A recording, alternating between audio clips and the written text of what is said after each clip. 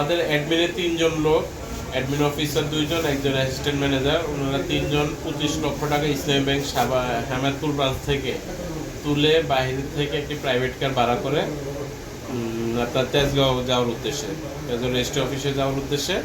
তো প্রথমতে আপনার হেমায়তপুরের পরে তুরাগ জায়গাটার নাম, ওইখানে পিছন থেকে 3 জন পিছন থেকে আপনার আসে, নোহাগাড়ি আসে, নোহাগাড়ি ডিবি পরিচয় দিয়ে তাদের গাড়ি ওভারটেক করে আটকায় ওদের কাছে মাদক আছে।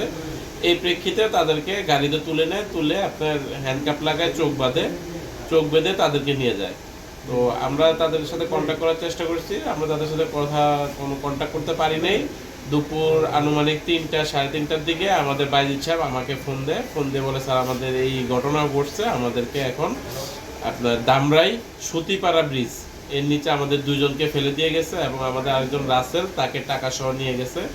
পরে 4টা সাড়ে 4টার দিকে রাসেল আমাকে ফোন দিয়ে জানায় যে স্যার আমি আছি টাঙ্গাইল মির্জাপুরে আছে, তো ওর থেকেও সব কিছু নিয়ে ওরা চলে যায়। 25 লক্ষ টাকা ছিল এবং 3,25,00,000 টাকা পে অর্ডার ছিল, চেক ছিল না। এখন পর্যন্ত কোনো উদ্ধার হয়নি, আমরা এখনো সন্ধান পাইনি কোনো কিছু।